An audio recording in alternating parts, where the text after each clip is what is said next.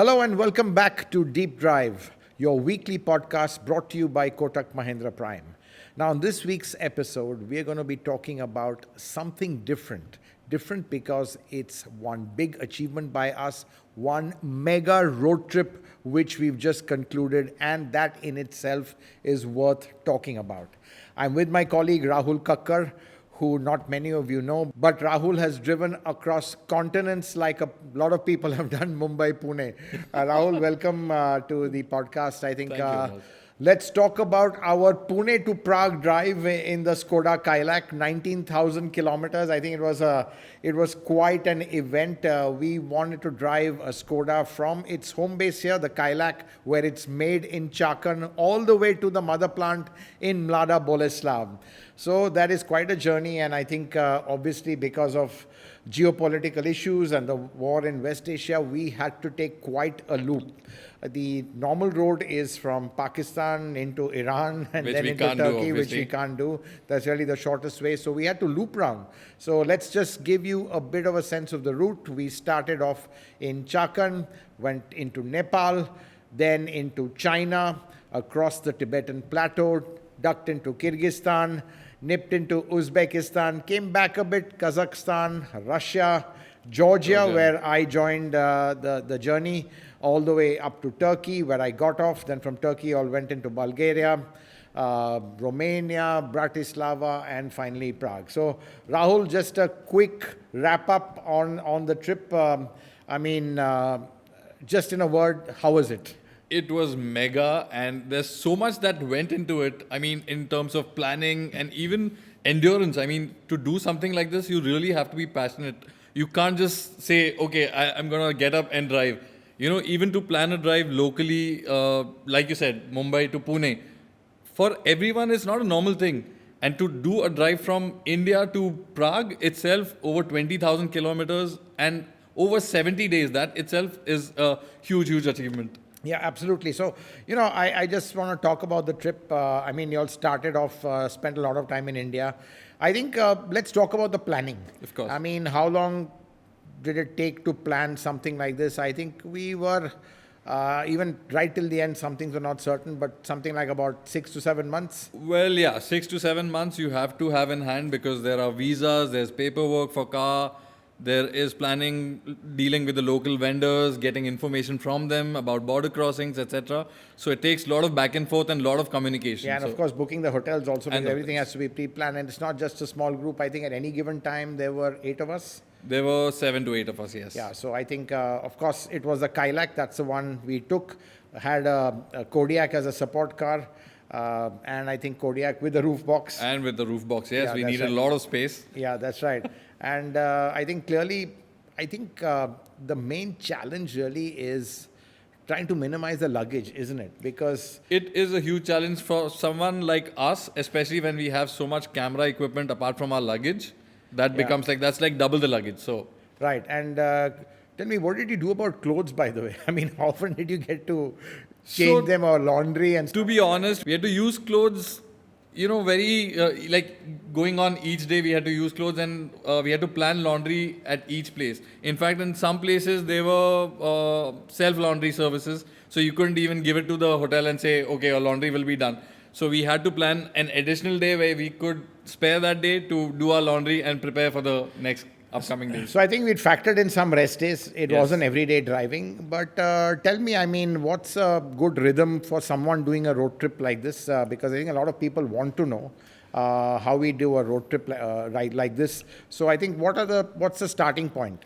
So starting point obviously is to identify the route that you're going to do, get the scale of it, and then see how much you are comfortable doing in a consequent manner, right?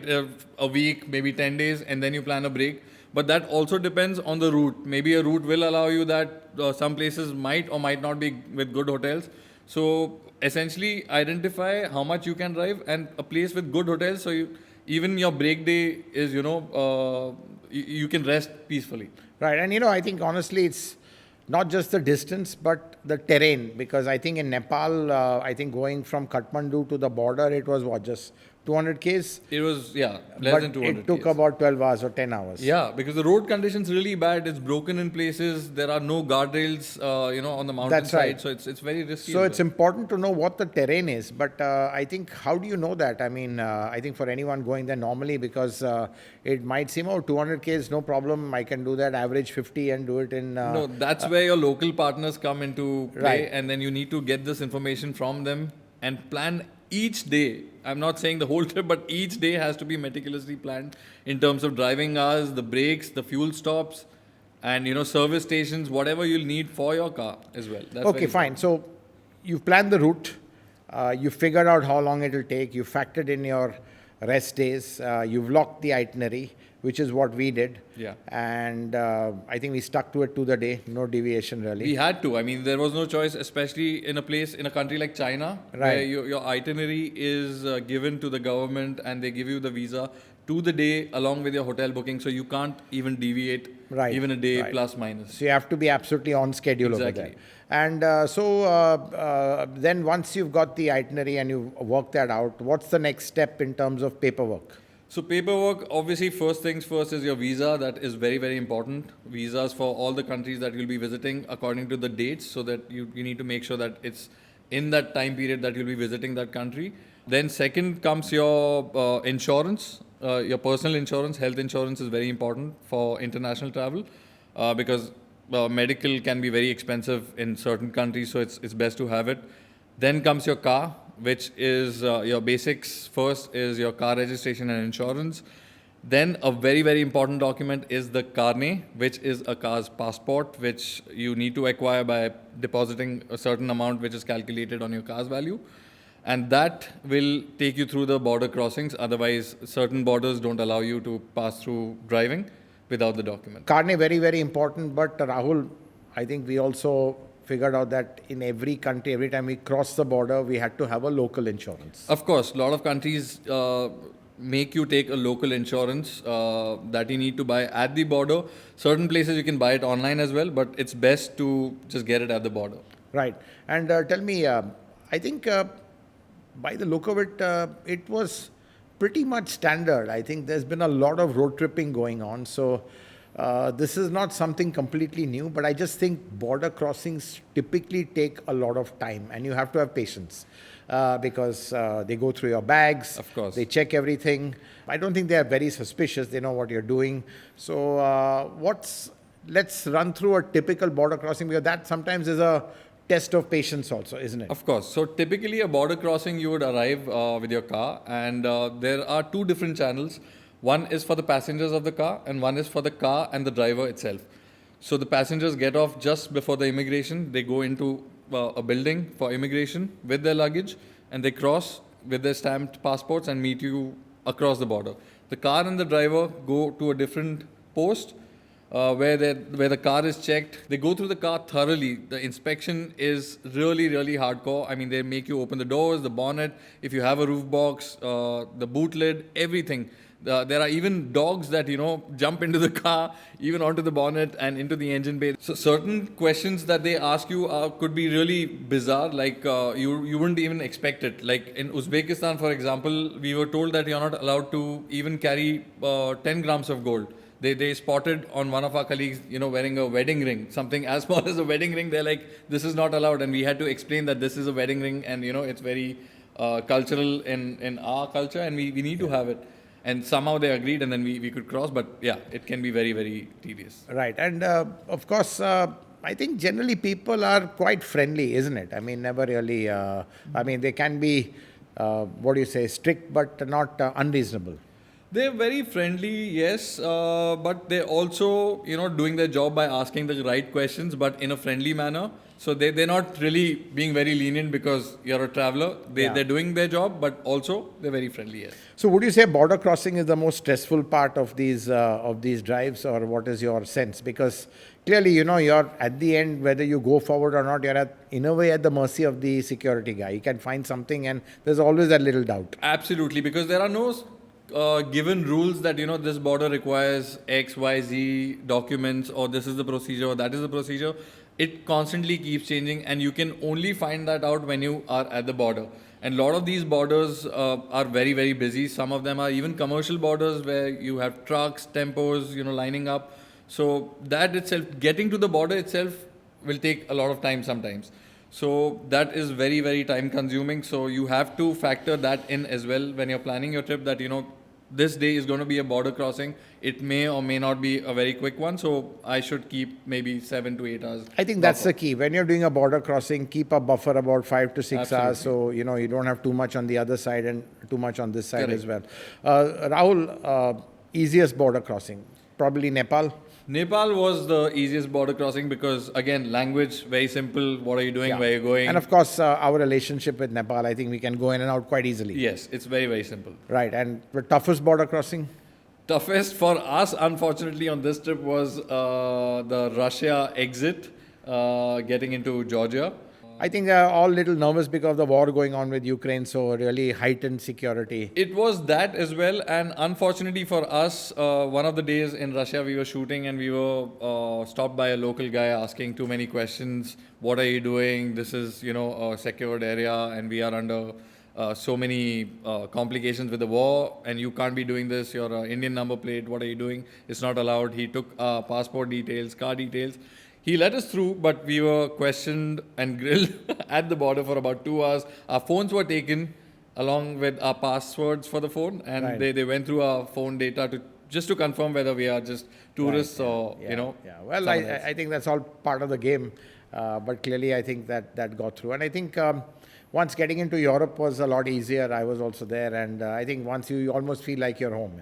And some borders within Europe you don't even miss, and I think that's where we have to be sure of the vignette. Yes, vignette is very important. So vignette is very important, and I think a vignette really is essentially you're paying in advance a highway tax. Yeah. It's typically for a month, but even if you're there for one day, you have to pay a month's worth, which is typically about 20-30 euros. Yeah, around 20-30 euros. So I think you have to get that niche one, because if you don't have it, you can have a big fine as well. Absolutely. Yeah. So, and I was hoping, earlier they used to have a little sticker which is not there. Now it's all online.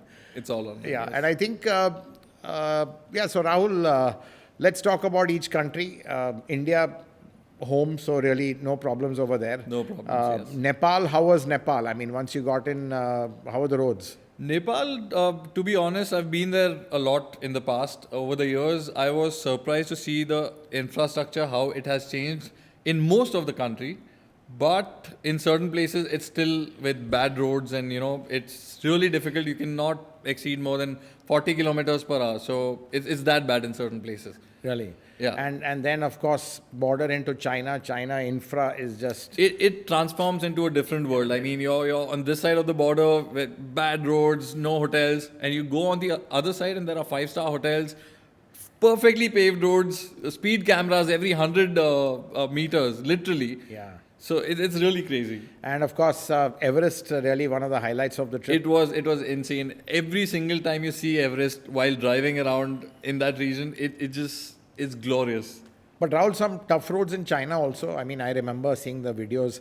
I think there was one stretch, maybe the road was being done up. Very rare to see such a bad stretch in China, but probably the road is under construction.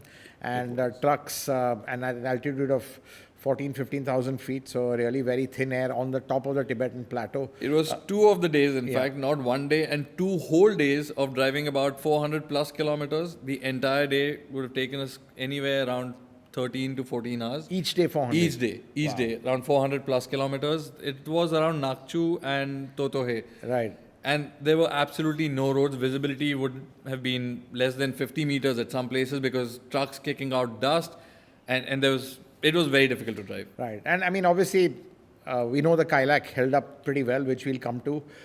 So obviously nervous, you want to keep the car in one piece.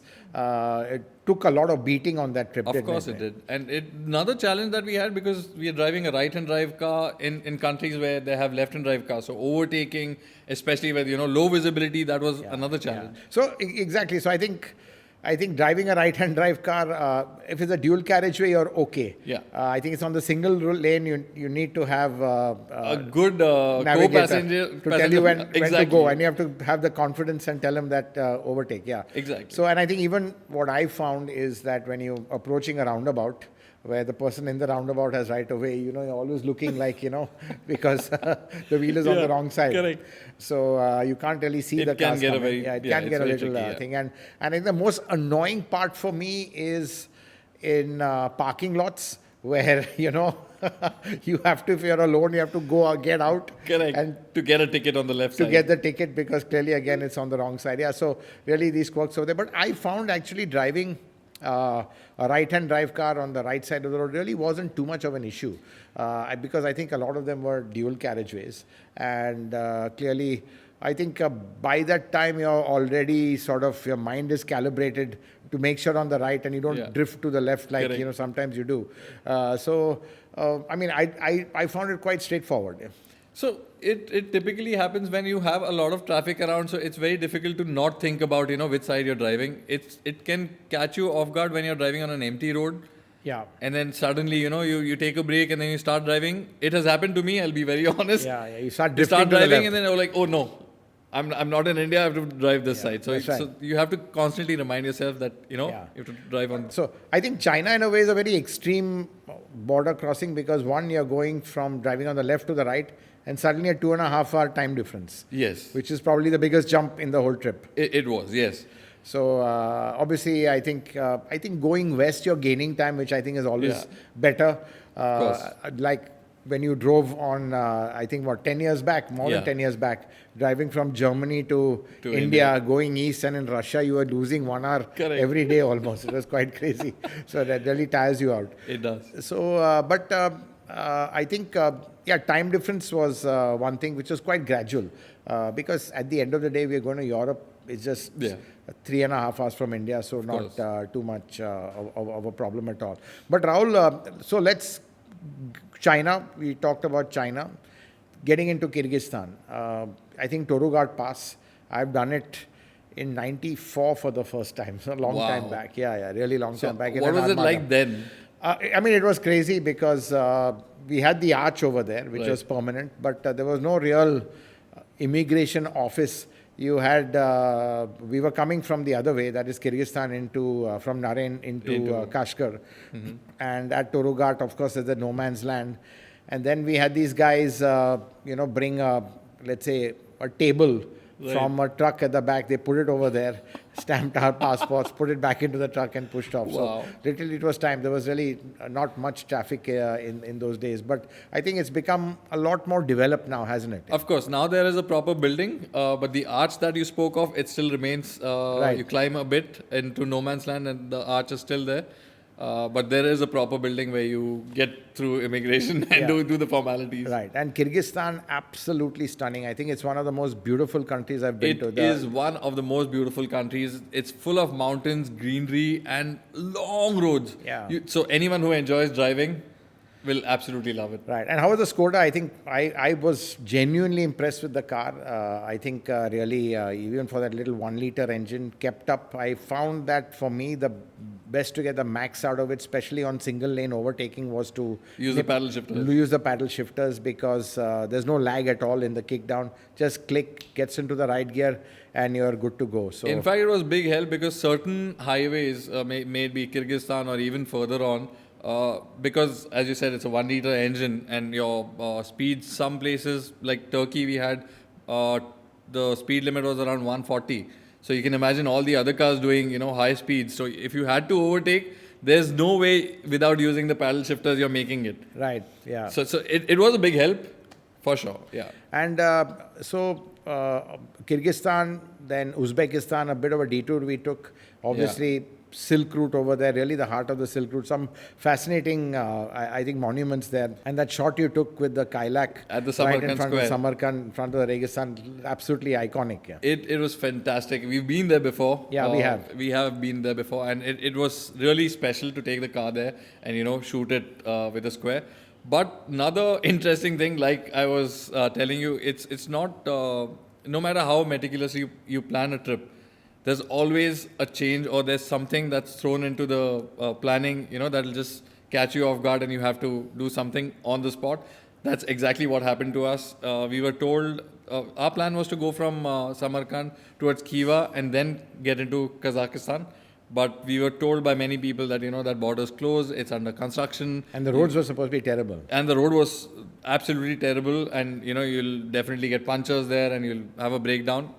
And there was very little information on it. Even our guide that was traveling with us didn't know for sure. But then eventually he found out and then we had to change the plan and then divert back, come down to Tashkent, go towards Shymkent and then into Kazakhstan. Wow, so that's quite a loop over there. Yeah. And Kazakhstan also, I think, desolate, long roads, It's really... The vastness is unbelievable. Unbelievable. Yeah, that's right. Yeah. Yeah, I mean, you feel really small over there, isn't it? Yeah. Exactly. You keep driving. So we had distances over 800 kilometers in a day. So that's probably the longest that we traveled.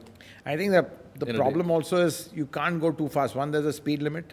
And I think what we do is we take a support car from border to border. So technically, we have 3 cars in our convoy. Yeah. And that support car always slows us down because that's a limiting factor. So again, speeds are quite limited, aren't they? Yeah, they are very limited. There are cameras everywhere, and it's best to have a local car, as you said, because they know best where, what the regulations are, where you can speed a little more, a little less. So it's best to have them. And getting into Georgia, where I joined you all, I think a really beautiful country. I just loved it. Just loved the vibe. That felt a bit of east and west over there. It's not very populated and not like, full of tourists like other countries. No, I absolutely. And I think what was amazing, Rahul, is that we could get parking easily. Yeah, that is a big that especially that Meteki church over there, right in the center. We easily got parking over there, right on top. I mean, it's amazing. Where do you get parking? We went for dinner, we got parking. So I think that is quite a luxury to get in any capital. Absolutely. Tbilisi. That's where we were. Yeah. And I think Tbilisi, then our drive to the Jwari monastery was absolutely fabulous. Beautiful. To the wine, to the winery. Yes. Yeah, so I didn't know that in Georgia, they invented wine, 8,000-year-old history. Yeah. So it's something new to me as well. Yeah, pretty amazing. And then Batumi, I mean, I love that kind of a touristy town on the Black Sea, very kind of like a beach resort. I think we had bad weather the first day, and good thing was it wasn't the tourist season, so not absolutely packed. I think staying in the old town, not a good idea from parking point of view. But I think terrible. Really I think one thing was the Kylaq's compact size really came in use here. That day you were driving the Kylaq and I was in the Kodiaq, so you're not complaining. But yeah, that's right. You asked me. Yeah, literally, your mirrors were exactly. I had to watch them this much away from cars. It was really, really narrow and pretty hair-raising. And I think what I was disappointed in is Google Maps. Yeah. They just had a terrible lag. True. I don't know what it was. And, we did miss some turns as a result on the whole trip. But, I think I was really disappointed with Google. So, and then to put your faith in it and second guess where the turn is, before it reacts to it. Correct. I think we figured that out pretty well. But Batumi, really amazing, great food. I think that the beachfront had a lovely carnival atmosphere.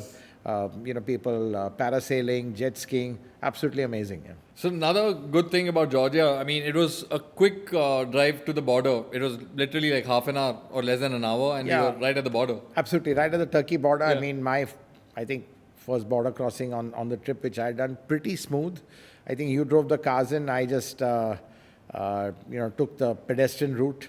Quite interesting to see you've got all your duty frees and everything. Exactly, but another thing interesting, Hormazd, that a lot of reading that I'd done about this border mentioned that if the car doesn't belong to you, you need to have a document, etc. There was a lot of information on the internet which was not true. Right. So the car cannot belong to you. It's fine. It can be on a company's name or a rental car, but you need to buy a local insurance. That's all that you need to do. So, right. And I think a bit on the paperwork which we missed out, if it's not your own car, it's very important that you have a letter of authority on a company letterhead or on the person authorizing you to drive the car. Absolutely. So I think that is quite important. Again, Turkey actually was fantastic from a driving point of view. I just loved it. Fantastic scenery, fantastic roads. And it's just mountainous all the way from the border down to Erzurum. I just think the way they've developed the roads, it just snakes through the valleys and cuts through the mountains instead of, winding all the way up like taking you up and bringing you down again. It's just lots of tunnels which take you through. So really very easy driving and very fast driving. Then coming to Erzurum, which really is a ski resort. Yes. It was off season when we were there. But that's right, absolutely. And then I think the whole run down to Cappadocia. And stopping at the fuel station, which I think with those mountains one of the most prettiest fuel stations we stopped at on the trip. Yeah, that's right. But talking about fuel, Rahul, I think what I realized, and Hital, by the way, who's our accountant, once he gets the fuel bills, is going to get a bit of a shock. I think we can't complain about the price of petrol in India after this trip, can we? Absolutely not. The cheapest fuel that we got was in Kazakhstan, about 58 rupees to a litre. Right. And also on this leg, we got the best fuel economy. So right. Yeah, oh, fantastic. But, talking about fuel prices, Kazakh was the cheapest.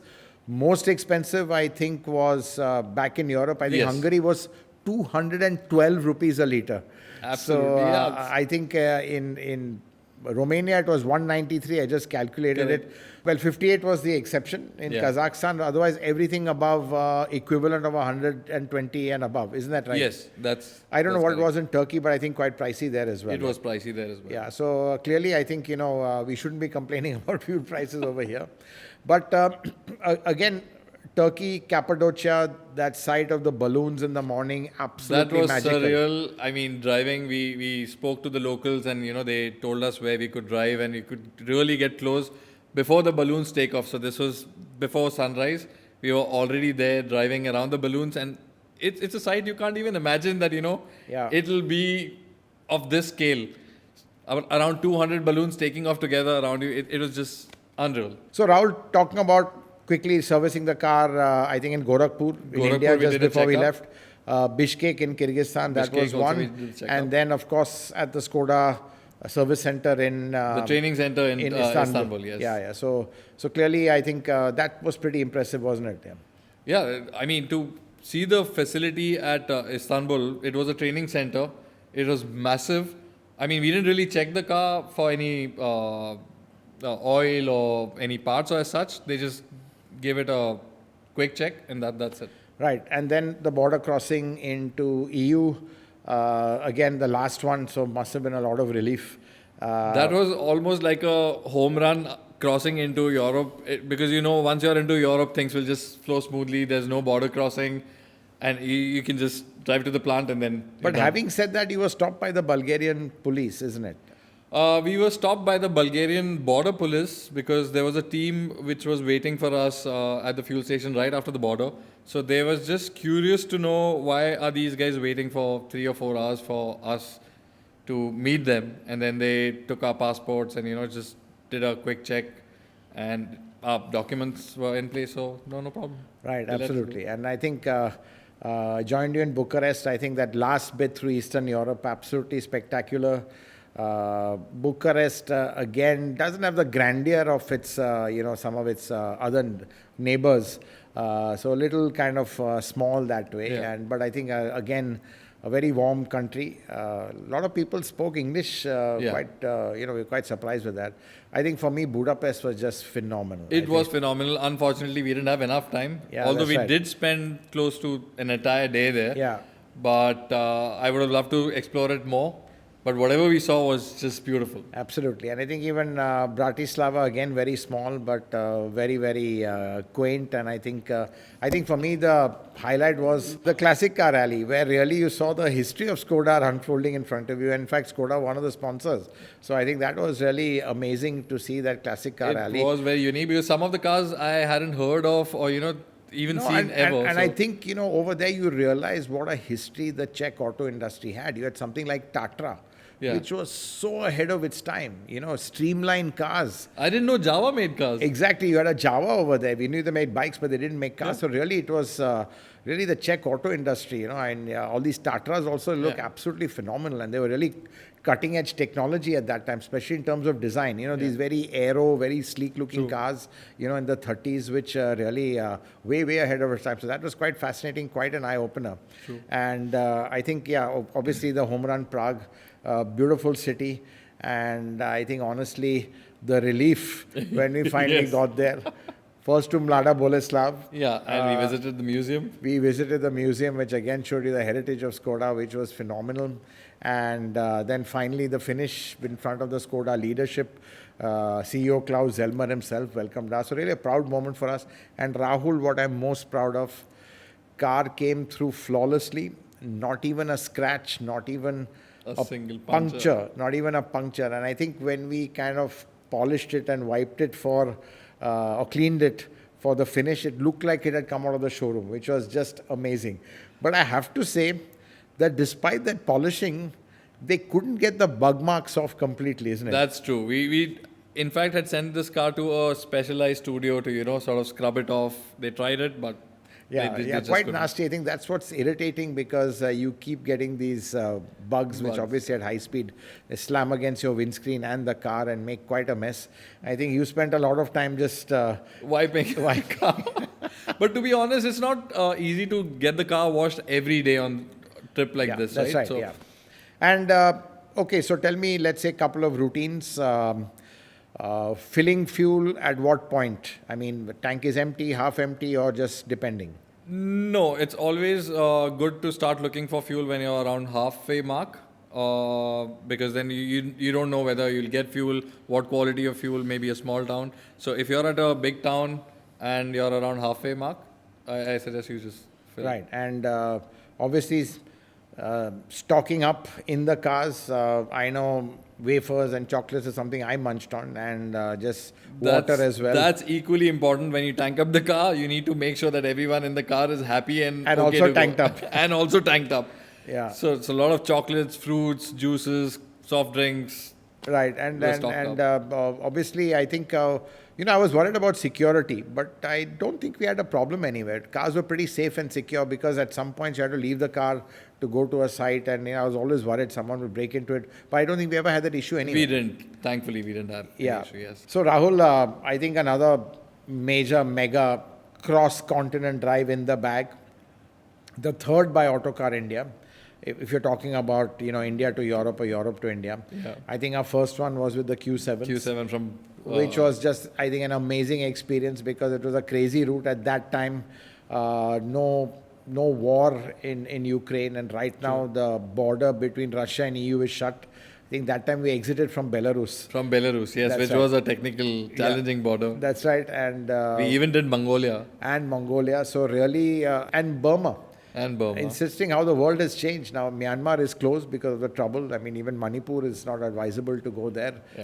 And clearly, the only way out of India right now is through Nepal.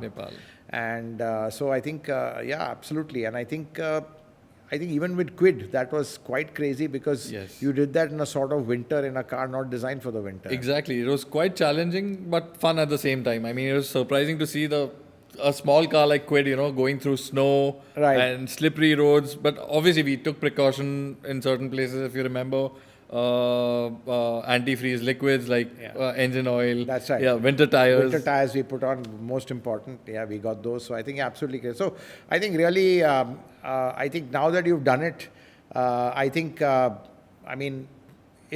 you say it's fairly easy, or is it difficult? Is it stressful? Is it enjoyable? I mean, what's the optimum India to Europe or Europe to India kind of, let's say, drive or plan for you? So 60 to 70 days is a comfortable time. That's a lot of time. That's a lot of time, but that Can you crunch it? People don't have so much time typically. Possibly you can crunch it maybe by 3-4 days, but then you'll have to compromise on your break days. Right. So I would still say around 60 to 70 days is what you should factor in, and then see from there if you can maybe, cut down a few days. But 60 to 70 days is a bare minimum you should factor in. Right. So Rahul, language also can be a challenge. It's a big challenge, But I right think, from the immigration. The Google Translator is amazing. It's absolutely amazing, but you need to ensure that you have network. Yeah. And I think what I found Google Translate really useful for, especially, the image translation, is the parking signs. We can never understand them. True. So what the parking restrictions are, I think, you just take a shot and it translates that for you. So you say, oh, no, you can't park here. It's only for, let's say, other type of cars. not for us. So clearly, I think that was very useful.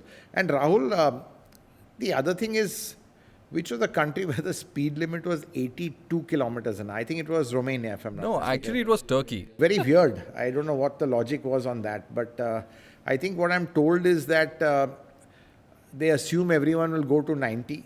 So that's the kind of buffer they have that, let's say a 90 is around an 82 thereabouts. But to have an 82 kilometer odd speed number, limit is a man. very odd number. One of those... And difficult to stick to. Yeah, well, I don't think anyone will stick. I think it's understood that 82 means up to 90 you'll be okay. True. So they've got that much, let's say a 10% margin. So 10% of 82 becomes 90. So I think they literally worked it backwards from that. So I think that was quite interesting. And again, not too much traffic. I think, I don't know, maybe, I think Istanbul you had Istanbul traffic. was pretty much like Mumbai. Yeah. Although it kept moving. I mean, it Yeah. bunched up, but it kept moving. I think no traffic jams. I think the one big diversion and adventure we had was Romania, or let's say Bucharest to Budapest, because I think they'd shut the main highway and we went on those dirt roads, which was quite an adventure. I mean, suddenly you're off the highway and you're on some dirt track, a lot of other cars going there, so you know that everyone's following this route. But I think that was really, I think, pretty good fun. It was. Yeah. And thankfully with the Kylaq and its ground clearance, there was no issue at all. Yeah, that's right. I think, absolutely, I think, again, amazing what that little car has done. I think it's a good test of a car that's coming to Europe because a lot of the driving was done on European roads. In markets like Turkey, where it could be exported to as well, if it comes to Europe. So I think, really in a way, it was a great homecoming and just a phenomenal experience. I wish I could have done the whole of it, but that is going to be my ambition. I think really it's to drive around the world is the ambition, just run away from office for about 7-8 months. Soon, hopefully. Soon, hopefully. But I think, this is not over. We'll be doing a lot of long distance drives, mega drives. And of course, I think road tripping is something all of us love, all of you love. So I do hope you've enjoyed this episode where we both shared our experience, that's Rahul and me, of really doing a mega trip across continents. It's not impossible. It is quite possible. We've given you some tips. So maybe with this episode, you'll be inspired to cross borders just the way we did. Well, that's it from us from Deep Drive. Do hope you enjoyed this episode. Do keep watching, and to make sure you don't forget to tune in at 11 a.m. every Saturday. Click on the bell icon. You can also catch us on our audio platforms, which is Spotify and Apple Podcasts. See you again, same time next week.